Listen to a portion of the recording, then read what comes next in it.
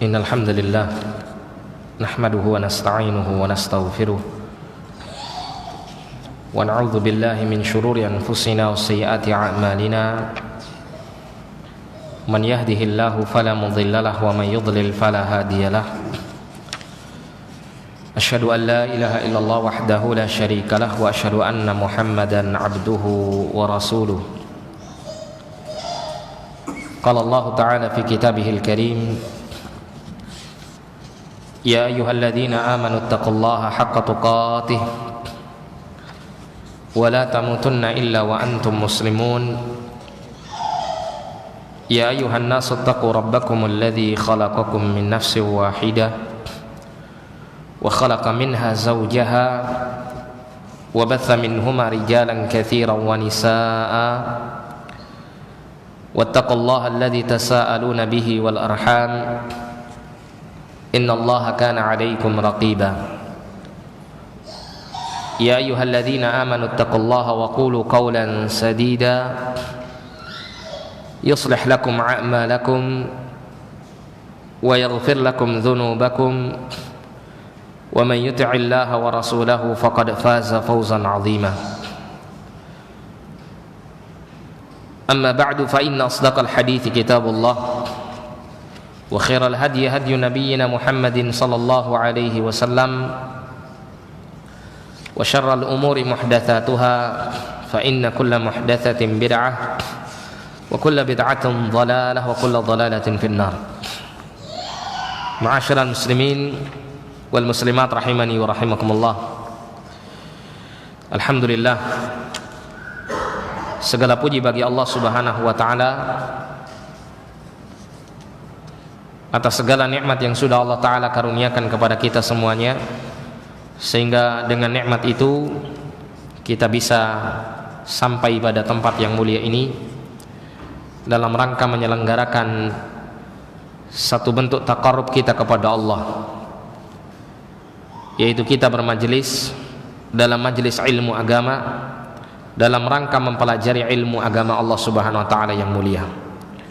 Kita berharap mudah-mudahan semua keutamaan yang disampaikan oleh Allah dan Rasulnya di dalam Al-Quran maupun dalam sunnah Nabinya Sallallahu Alaihi Wasallam yang berkenaan dengan mempelajari ilmu agama, semua keutamaan tersebut kita peroleh dan kelak kita termasuk orang-orang yang bahagia, dijauhkan dari keadaan orang-orang yang celaka. Amin ya rabbal alamin. Pada kesempatan yang mulia ini kita akan membahas satu kitab.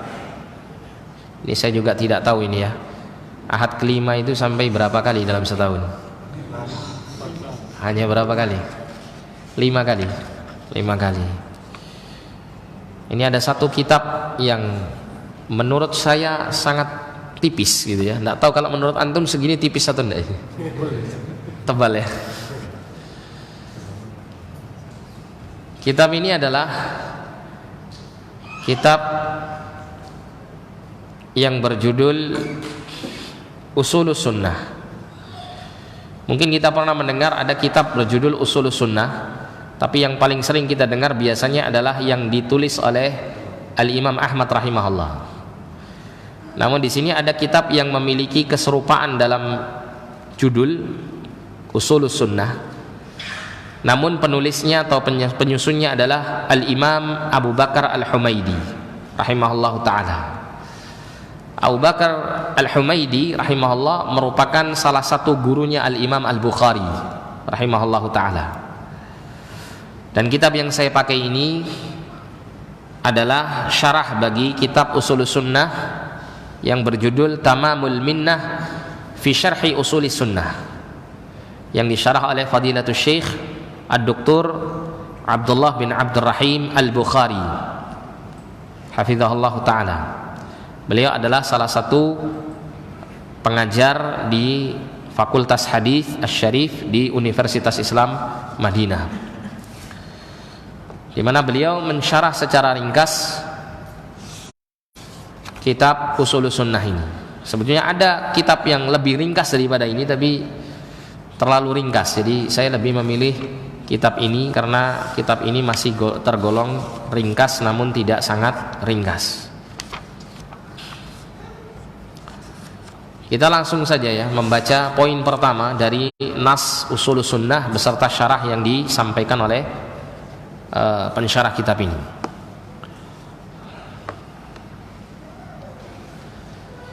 Yang pertama dikatakan di sini, qala al-Imam al-Humaidi rahimahullahu taala,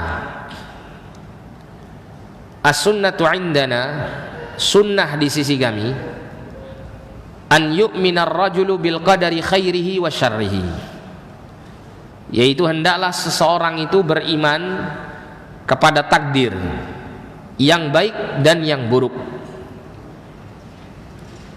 hulwihi wa murrihi, yang manis maupun yang pahit, wa an ya'lama anna ma asabahu lam yakun liyukhti'ahu, dan hendaklah dia mengetahui bahwasanya ma asabahu,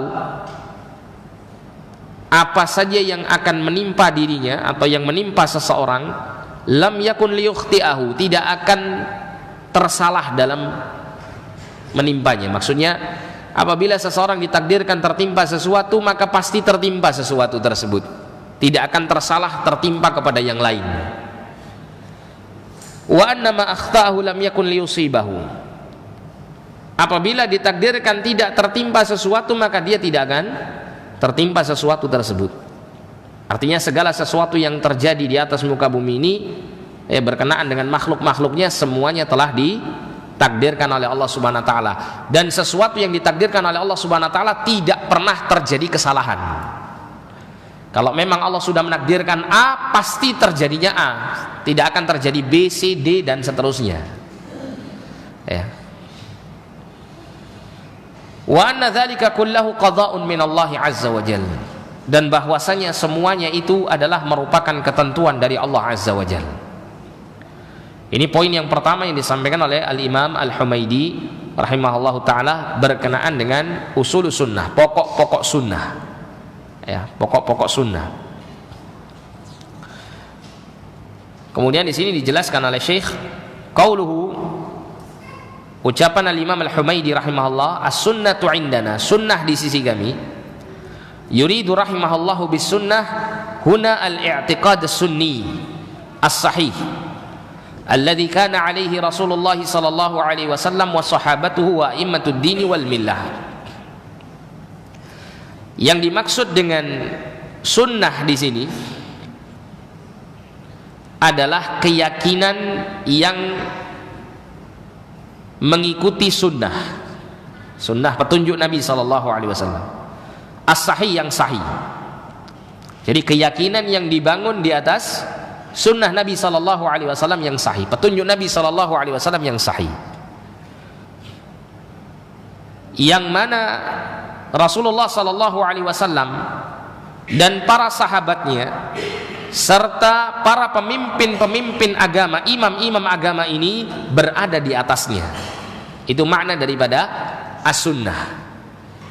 Dan kita akan mendapati kalau kita belajar ilmu akidah yang sesuai dengan sunnah itu, kita akan mendapati banyak sekali kitab-kitab para ulama ya, dari zaman dahulu sampai ya beberapa kurun waktu sedikit ke belakang, itu kitab-kitab yang membahas tentang akidah Ahlus Sunnah sering dinamakan dengan as-sunnah. Entah itu as-sunnah atau Ushulus Sunnah atau Syarhus Sunnah ya, atau Syarhu I'tiqad Ahli Sunnah wal Jamaah atau semacamnya. Ya, kalau di akhir-akhir ini sering disebut kitab-kitab tentang kaitannya dengan akidah Ahlus Sunnah itu disebut bukan as-sunnah, tapi terkadang disebut akidah Ahlus Sunnah wal Jamaah. Ya. Seringnya diberikan nama demikian. Namun untuk kitab-kitab klasik di masa-masa ulama terdahulu sering diberi judul dengan as-sunnah atau yang semacamnya. Jadi Ushulus Sunnah ini tidak hanya satu karya Imam Ahmad saja, tapi banyak sekali, seperti Imam Abu Bakar Al-Humaidi, kemudian beberapa imam yang lain. Termasuk juga as-sunnah. Imam Ahmad juga punya kitab judulnya as-sunnah yang membicarakan tentang pokok-pokok akidah. Selain Ushulus Sunnah, beliau punya kitab as-sunnah. Kemudian di Ulama yang lain juga demikian, memiliki kitab judulnya As-Sunnah dan seterusnya. Syarhus Sunnah juga demikian. Namun yang menunjukkan bahwasanya akidah Ahlussunnah wal Jamaah ini adalah akidah yang otentik, akidah yang betul-betul murni, berasal dari Nabi SAW. Itu diantaranya yang membuktikan akan hal ini adalah semua kitab-kitab yang diberi judul As-Sunnah atau yang semacamnya, itu poin-poin yang terkandung di dalamnya memiliki kesamaan satu dengan yang lain. Padahal penulis kitabnya itu memiliki daerah yang berbeda dan hidup di masa yang berbeda-beda. Ya. Apalagi di masa-masa terdahulu alat komunikasi itu sangat terbatas. Nah, ini menunjukkan bahwasanya akidah Ahlussunnah dijaga oleh Allah Subhanahu wa taala, sehingga setiap generasi demi generasi selalu muncul para ulama yang terus menjaga akidah Ahlussunnah wal Jamaah ini sampai hari kiamat. Jadi as-sunnah yang dimaksud dalam kitab-kitab yang semacam ini adalah al-i'tiqad, berkenaan dengan keyakinan. Keyakinan yang dibangun di atas sunnah yang sahih, yang mana Rasulullah, para sahabat dan a'imatuddin, imam-imam agama itu berada di atasnya.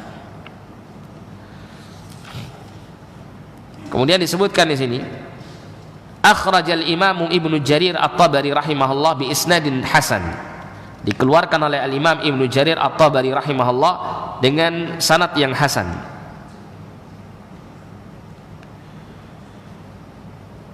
Anna rajulan jaa ila Abil Aliyah Ar-Riyahi faqala lahu mas siratul mustaqim fi qaulillahi ta'ala ihdinas siratal mustaqim. Bahwasanya ada seorang lelaki datang kepada Abul Aliyah Ar-Riyahi. Ya, Abul Aliyah Ar-Riyahi ini salah seorang ulama ya dari generasi salaf. Faqala lahu, maka berkata kepadanya, yaitu lelaki ini berkata kepada Abul Aliyah. Abul Aliyah ini adalah salah satu ulama yang dikenal sebagai ahli tafsir.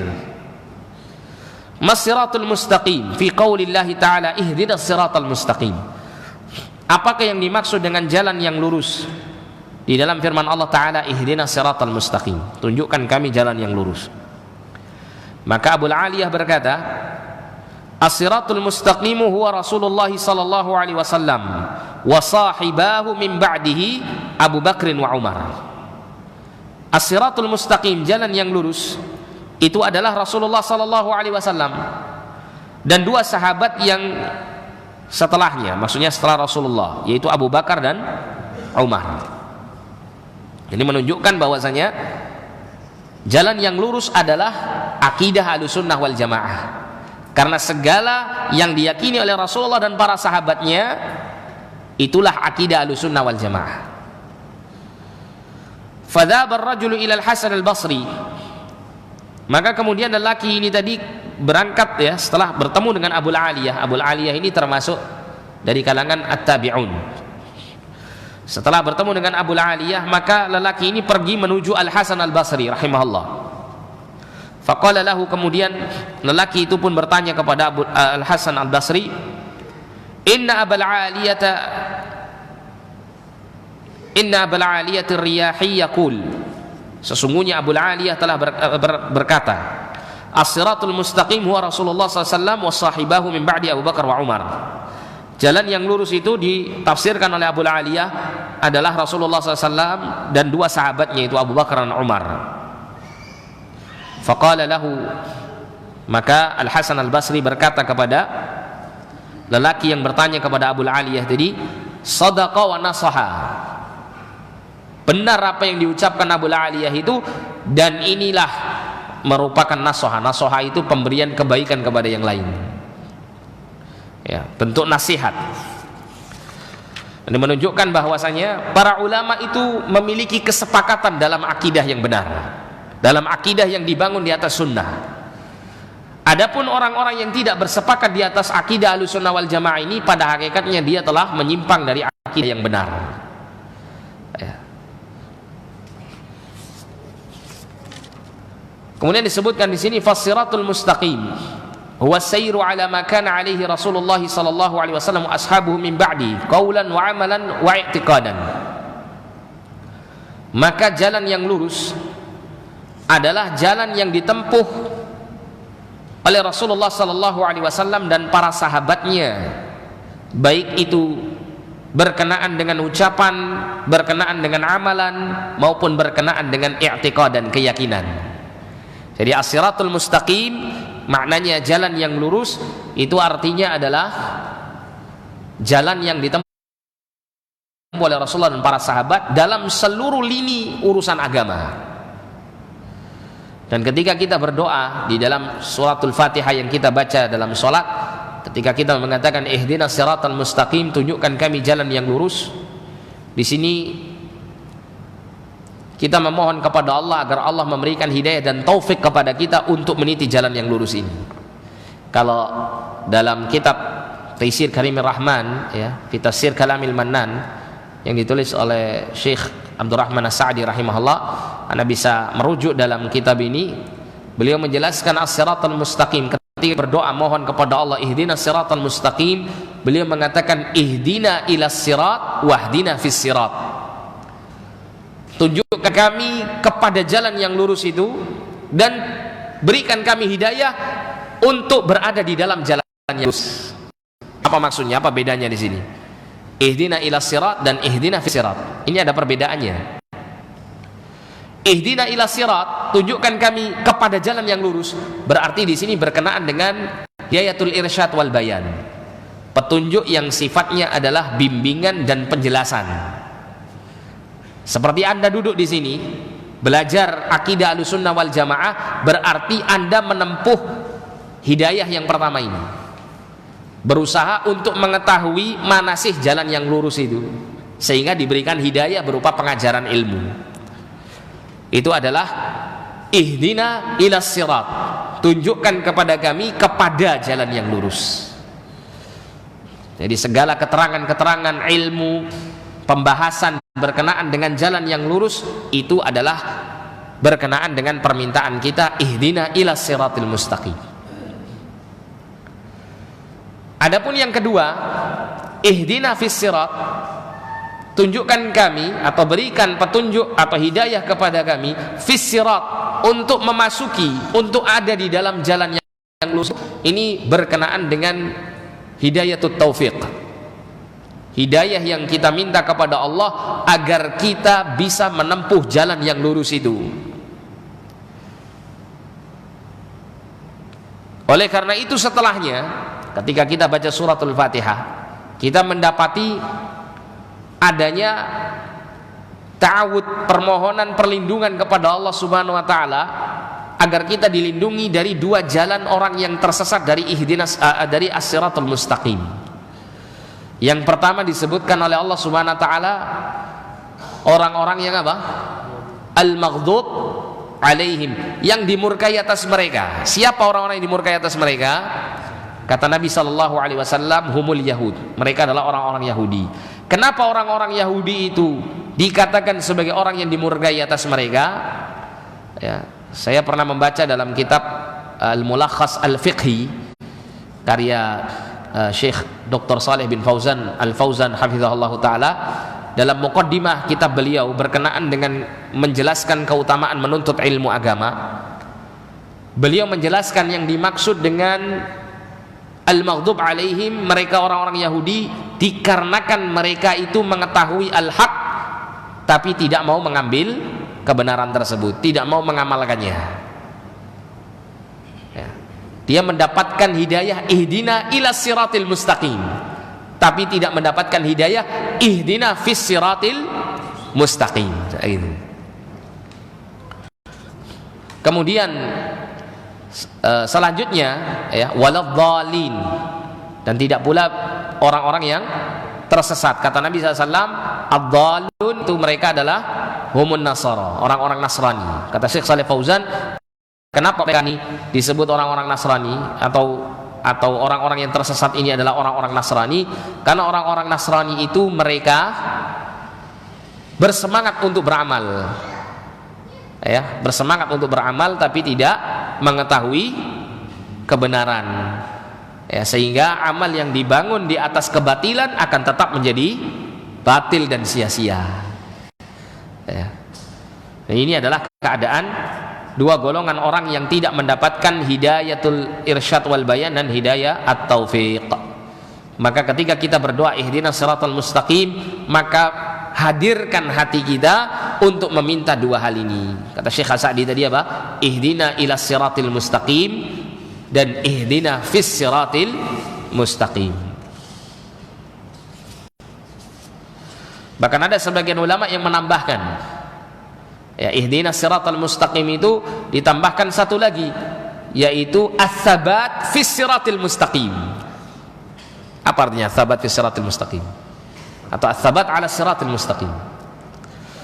Tetap kokoh, istiqomah, dawam di atas yang lurus itu sampai mati.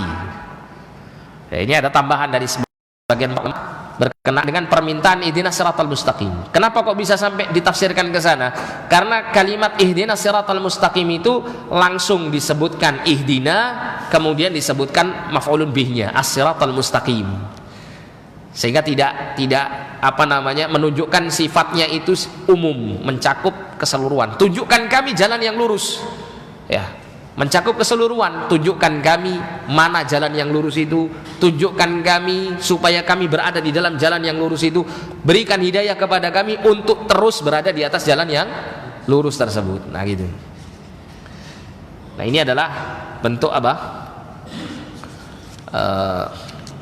Kalimat yang mencakup seluruh makna.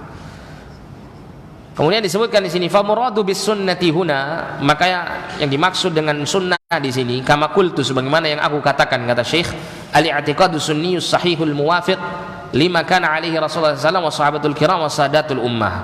Ya, keyakinan yang berdasarkan sunnah yang sahih, yang sesuai dengan apa yang Rasulullah, para sahabat yang mulia serta pemimpin-pemimpin umat ini berada di atasnya. Kemudian dikatakan oleh Syekh, walaisal muradu bis sunnati huna, dan bukanlah yang dimaksud dengan sunnah di sini ma yuqabilul fardha. Ya. Sunnah yang dimaksud seperti orang-orang kebanyakan memahaminya, apa itu? Apa yang berbeda dengan al-fardu, apa? Yang berkebalikan dengan yang wajib, yaitu yang sunnah. Kalau dikerjakan dapat pahala, ditinggalkan tidak apa-apa. Kama huwa fil istilahat al-usuliyyin wa ghairihim, sebagaimana ya sunnah yang dimaksud adalah berkenaan dengan istilah-istilah yang dibangun di atas dibangun oleh para usuliyun, ya, orang-orang ahli usul dan selain mereka. Innamal muradu huwa ma sabaqa, sesungguhnya yang dimaksud dengan sunnah adalah yang telah dijelaskan tadi. Wa in kanat tutlaqu ahyanan wa yuradu bi asy-syari'atul muhammadiyyah umuman, dan terkadang kata sunnah ini ketika disebutkan secara mutlak itu dimaknakan atau dimaksudkan sebagai asy-syari'atul muhammadiyyah umuman, syariat Muhammad secara umum. Jadi ketika kita membicarakan tentang sunnah, itu terkadang ya kita mendapati kata sunnah itu memiliki makna al-i'tiqad, keyakinan yang dipegang oleh Rasulullah, para sahabat dan para a'immah, para imam-imam ummah. Kemudian as-sunnah itu kalau disebut oleh para ahlul hadis, para ulama al-muhadditsun, ya, orang-orang yang berkecimpung dalam dunia ilmu hadis, itu terkadang memiliki makna muradif lil hadis. As-sunnah itu adalah sinonim dari kata al-hadis, yaitu segala sesuatu yang disandarkan kepada Rasulullah SAW. Kalau as-sunnah ini dibicarakan oleh ahlul fikih atau ya orang-orang ahli fikih, maka akan muncul makna apa tadi? Atau usul fikih, ya, para usuliyun, para usul fikih itu maknanya adalah apabila dikerjakan dapat pahala, ditinggalkan tidak berdosa, ya. Namun kalau secara umum terkadang as-sunnah itu dimaknakan asy-syari'atul muhammadiyyah umuman, semua syariat Nabi Muhammad SAW, baik berkenaan dengan ucapan, perbuatan maupun keyakinan. Lakin fi kalami ahli ilmi huna yuriduna bihal i'tiqadat. Akan tetapi di dalam pembicaraan ahli ilmu di dalam permasalahan ini mereka menginginkan kata sunnah itu maknanya adalah al-i'tiqadat, keyakinan-keyakinan. Kemudian dinukilkan di sini pernyataan Syekhul Islam rahimahullah, Syekhul Islam Ibnu Taimiyah rahimahullah. Kalaman mubayyinan murad as-salaf bis sunnah. Ya, satu ucapan yang disampaikan oleh Syekhul Islam yang menjelaskan tentang apa yang diinginkan oleh para salaf dengan kata as-sunnah. Jadi kalau kita membicarakan as-sunnah, kalau kita mendengarkan perkataan para salaf yang membicarakan as-sunnah, maka yang dimaksud as-sunnah di sini apa? Ya, kita baca di sini. Beliau mengatakan walafdzus sunnah fi kalamis salaf yatanawalu sunnah fil ibadat wa fil i'tiqadat. Jadi para salaf itu ketika membicarakan tentang lafaz sunnah, maka yang dimaksud sunnah di sini mencakup ibadah dan mencakup keyakinan. Wa in kana katsirun mimman sannafa fi sunnati yaqsiduna al-kalam fil i'tiqadat. Ya, meskipun kebanyakan dari orang-orang atau dari para ulama yang menyusun kitab-kitab dengan memberikan judul as-sunnah atau dengan menyebutkan as-sunnah, ya, itu yang dimaksud oleh mereka adalah membicarakan tentang urusan keyakinan. Wa hadza ka qauli Abdullah bin Mas'ud wa Ubay bin Ka'b wa Abi Darda radhiyallahu anhum. Dan yang demikian ini seperti ucapan Abdullah bin Mas'ud. Demikian pula ucapan Ubay bin Ka'b dan Abu Darda. Ini semuanya adalah para siapa? Sahabat Nabi. Masa tidak ada yang kenal ini? Abdullah bin Mas'ud, terus Ubay bin Ka'ab, Abu Darda, ini kan sahabat Nabi semua. Iqtisadun fi sunnatin khairun min ijtihadin fi bid'atin. Nah ini. Jadi Abdullah bin Mas'ud pernah berkata demikian, Ubay bin Ka'ab pernah berkata demikian, Abu Darda berkata demikian. Yaitu perkataan mereka bersederhana dalam hal sunnah atau dalam sunnah itu lebih baik daripada bersungguh-sungguh dalam bid'ah. Wa amsali dzalik, dan kalimat-kalimat yang serupa dengan itu. Maksudnya apa sunnah di sini? Maksudnya adalah i'tiqadat, berkenaan dengan keyakinan. Maaf, tidak hanya berkenaan dengan keyakinan ya. Tadi disebutkan berkenaan dengan ibadat maupun berkenaan dengan al-i'tiqadat, keyakinan. Ya, keyakinan maupun al-ibadat. Kemudian qala al-Imam Ibnu Rajab al-Hambali rahimahullah, muradul a'immati bis sunnah, yang dimaksud oleh para imam tentang as-sunnah itu adalah tariqatun Nabi sallallahu alaihi wasallam. Tariqah itu jalan atau cara an-Nabi sallallahu alaihi wasallam. Itu jalan beragama atau cara beragama Nabi sallallahu alaihi wasallam. Itu yang dimaksud dengan as-sunnah. Allati kana 'alaiha huwa wa ashabuhu. Yang mana Nabi berada di atasnya dan juga para sahabatnya. As-salimatu minasyubuhati wasyahawat. Yang selamat dari berbagai macam syubhat dan syahwat. Asyubuhat itu penyakit yang mengantarkan seseorang menuju apa? Menuju apa? Menuju asyak, keraguan-raguan. Makanya orang itu awalnya yakin dengan kebenaran, karena kena syubhat jadinya ragu-ragu dengan kebenaran. Awalnya dia yakin manhaj salaf itu benar, paling benar, karena bersinggungan dengan syubhat akhirnya jadi meragukannya. Ya. Ini asyubhat, penyakit syubhat itu mengantarkan seseorang menuju keraguan-raguan. Kalau asyahwat,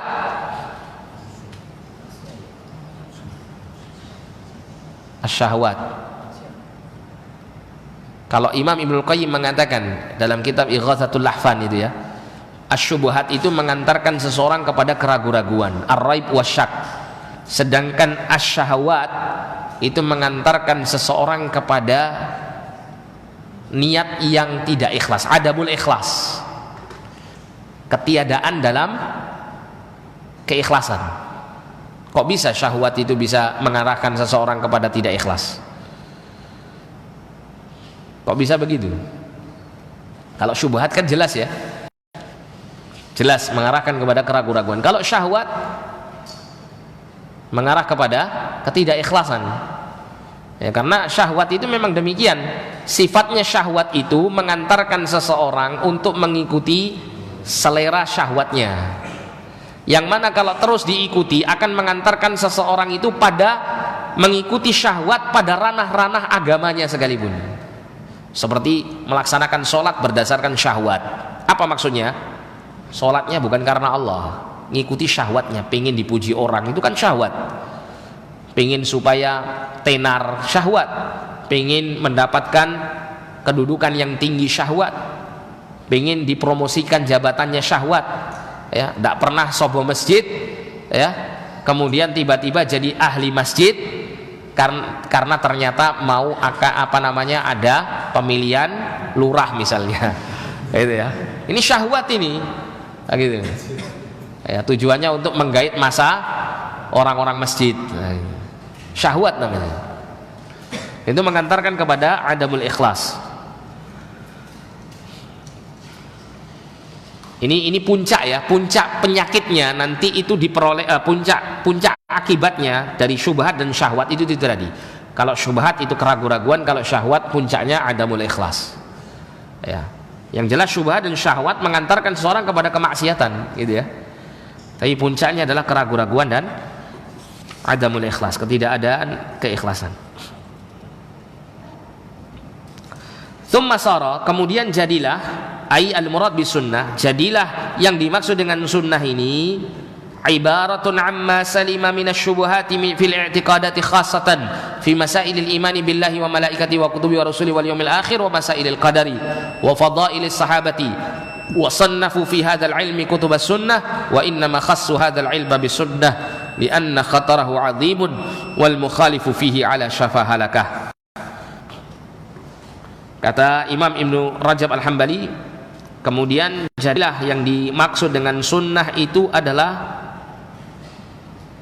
satu ungkapan tentang apa yang selamat, ya, tentang ajaran yang selamat dari syubhat, dalam kaitannya dengan keyakinan secara khusus, ya. Keyakinan khasatan, ya, khususnya, ya, fi masailil imani billah, dalam permasalahan-permasalahan iman kepada Allah, wa malaikatihi dan malaikat-malaikatnya, wa kutubi dan kitab-kitabnya, wa rusuli dan rasul-rasulnya, wal yaumil akhir dan hari akhir, wa masailil qadar termasuk juga permasalahan takdir, wa fadailis sahabat dan keutamaan para sahabat, ya, khususnya, ya, berkaitan dengan keyakinan ini. Kemudian beliau mengatakan wasannafu fi hadzal ilmi kutubas sunnah, sehingga kemudian mereka menyusun dalam ilmu tentang hal ini, yaitu ilmu tentang as-sunnah ini, itu ilmu tentang ini itu kutubas sunnah, kitab-kitab yang diberi judul dengan as-sunnah. Wa inna ma khassu hadzal ilma bis sunnah, dan sesungguhnya mereka kemudian, ya, mengkhususkan ilmu ini dengan penyebutan sunnah. Li'anna khatarahu 'azimun, karena bahayanya sangat besar. Wal mukhalifu fihi 'ala syafahalakatin, dan orang yang menyelisihi di dalam akidah yang sesuai sunnah ini berada di atas jurang kebinasaan. Ya, jadi orang yang tidak berpegang teguh dengan akidah sunnah yang sebenarnya, yang murni, itu berbahaya bagi kehidupannya, ya, berada pada jurang kebinasaan. Nah, sehingga penting sekali para ulama-ulama kita dulu, ya, menulis kitab-kitab berkenaan dengan akidah Ahlussunnah wal Jamaah dan kemudian dinamakan dengan as-sunnah. Ya, adapun kitab-kitab akidah yang lain itu tidak ditulis dengan as-sunnah. Ya, kenapa? Karena ketika mereka kalau seandainya menamakan kitab mereka itu dengan kata as-sunnah, sedangkan kitab mereka tidak dibangun di atas as-sunnah, maka tentu ini adalah kedustaan yang sangat besar. Makanya kita temukan dalam kitab-kitab yang ditulis oleh Asy'ariyun atau orang-orang Jahmiyun atau Mu'taziliyun dan semacamnya, ya, Murji'iyun dan seterusnya, itu tidak pernah menyandarkan kitab-kitab akidah mereka dengan istilah as-sunnah. Karena keyakinan mereka itu dibangun di atas akal, mengedepankan akal daripada ad-dalil, yaitu dari Al-Qur'an dan as-sunnah. Itu tadi bel apa itu tadi? Isya ya. Baik, azan dulu silakan.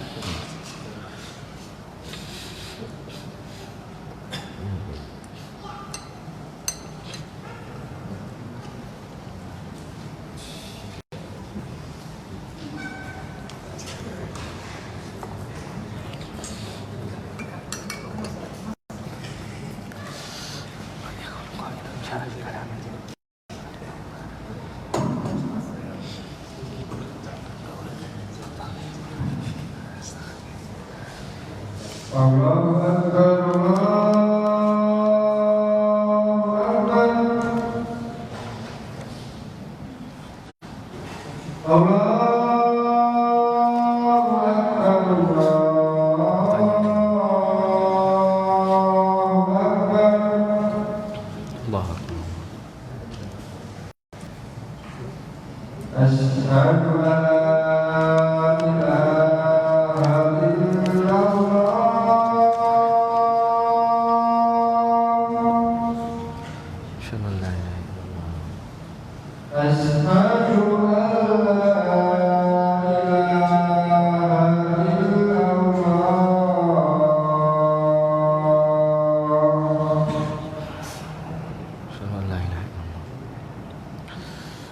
Asyhadu anna Muhammadar Rasulullah.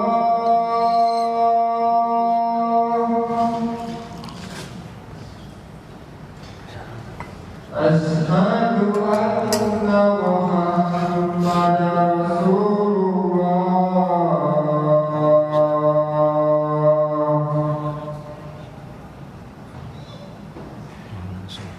Hayya 'alas shalah.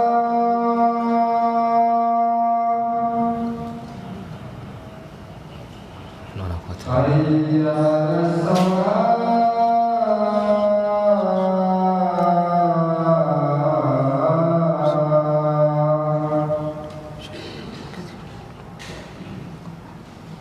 Hayya 'alal falah.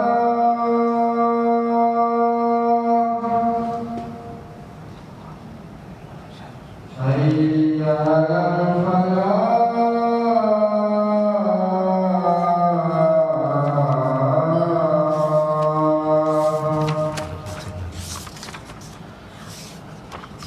Allahu Akbar, Allahu Akbar. Allahu Akbar, Allahu Akbar. La ilaha illallah. La ilaha illallah, sallallahu alaihi wasallam. Allahumma rabbana wa salatu wa salam.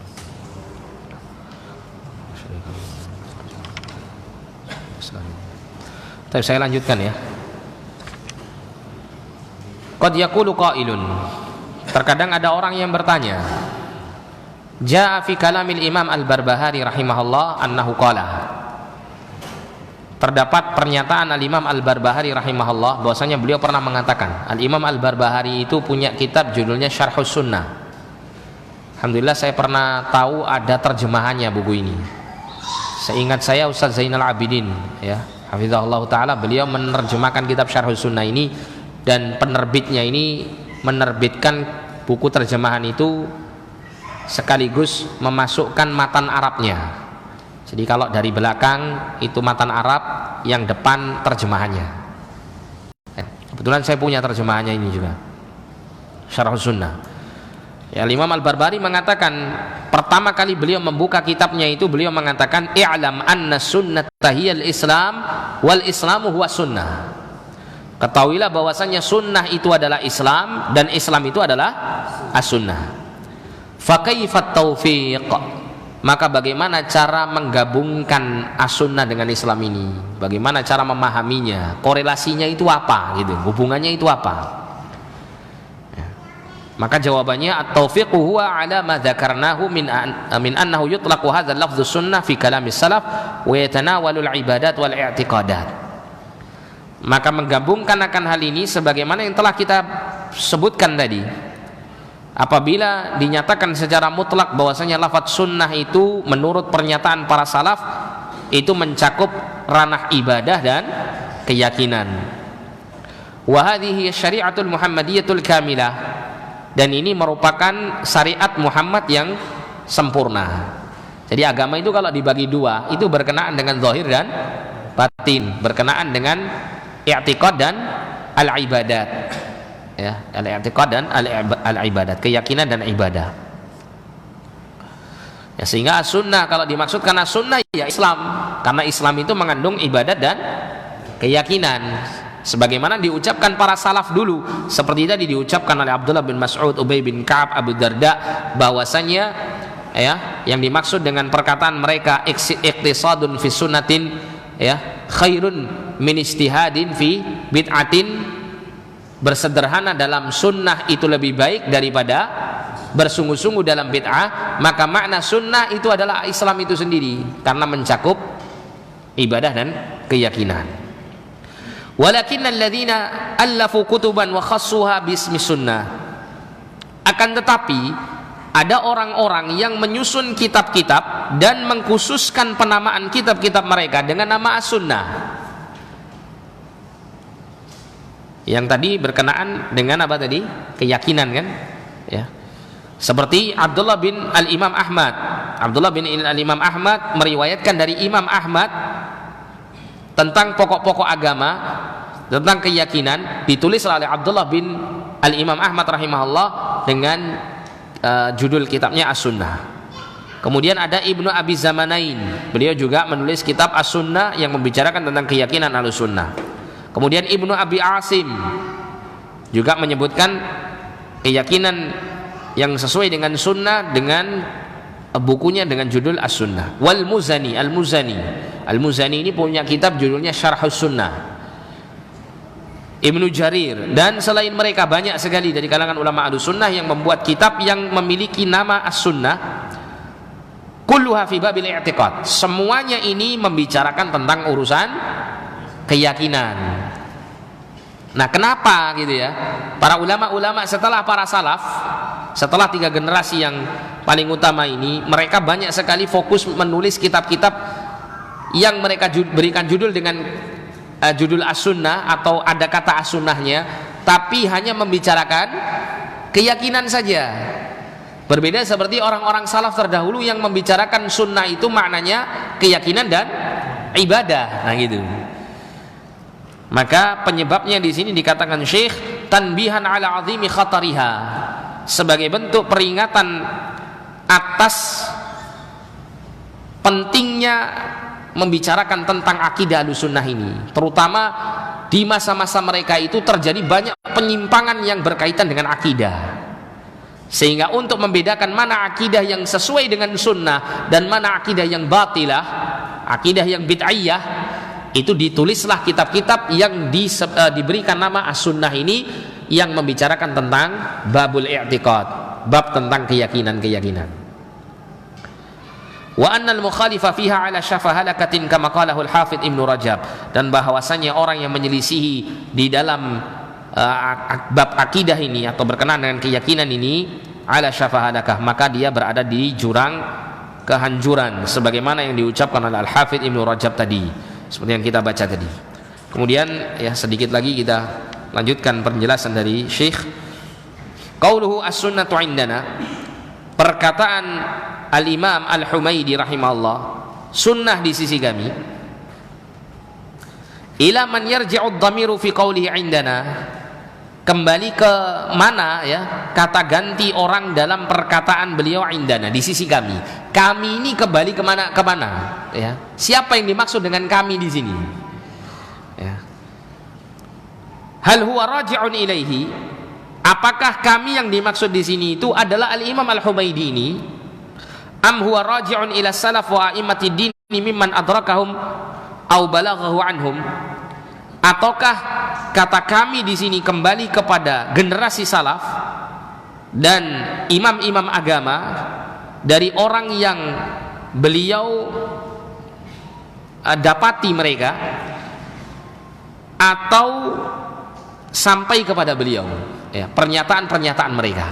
Ya, jadi apakah yang dimaksud kami di sini hanya kembali kepada Imam Al-Humaidi ataukah kembali kepada seluruh para ulama-ulama dari galangan Ahlus Sunnah wal Jamaah? Maka jawabannya di sini al-amru muhtamilun. Dalam masalah ini mengandung dua hal ini.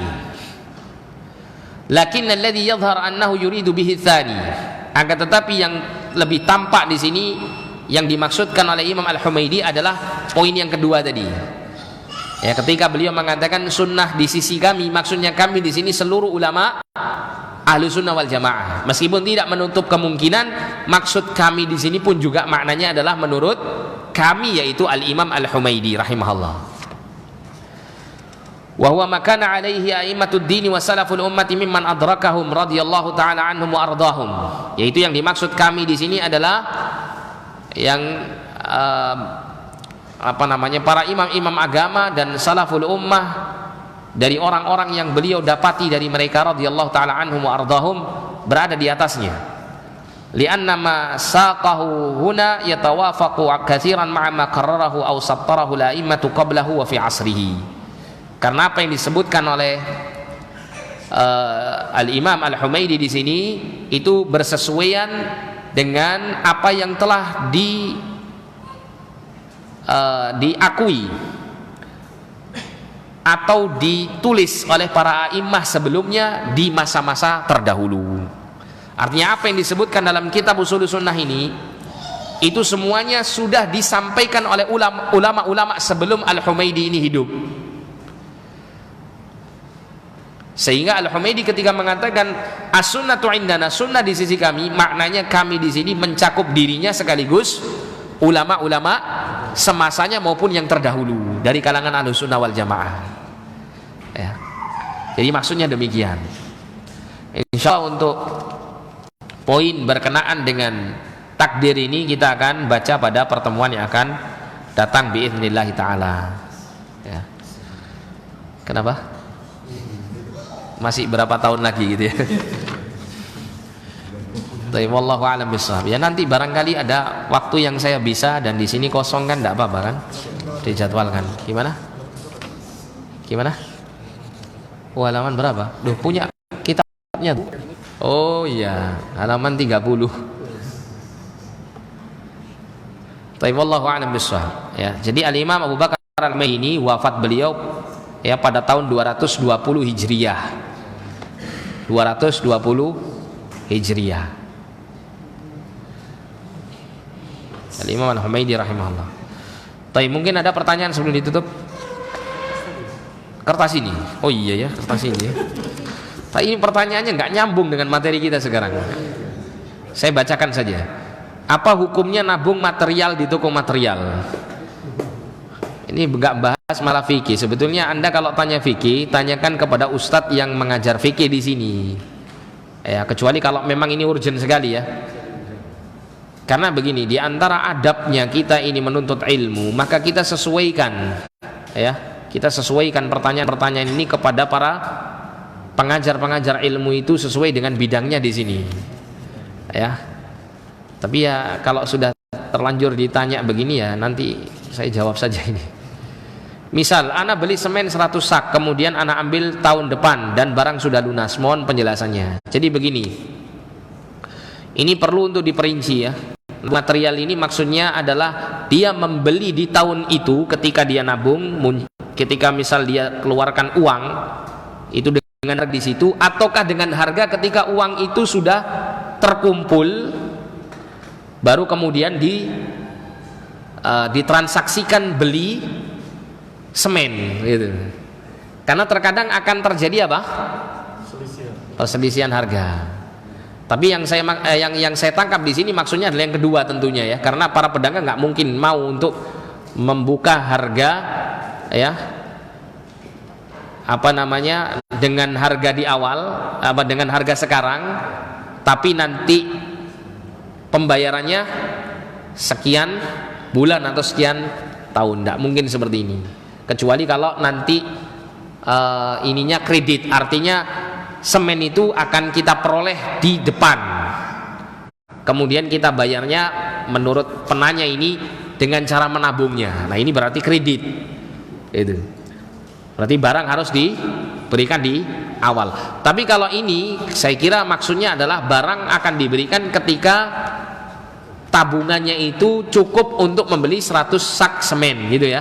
Berarti ini nanti dengan harga di saat uang itu sudah cukup untuk membeli 100 sak semen. Maka yang seperti ini tidak mengapa ya, tidak apa-apa, asalkan orang yang dititipin uang itu amanah ya, amanah artinya tidak membawa kabur uangnya ya, atau tidak menggunakan uang itu ya kemudian tidak bisa menggantinya gitu ya.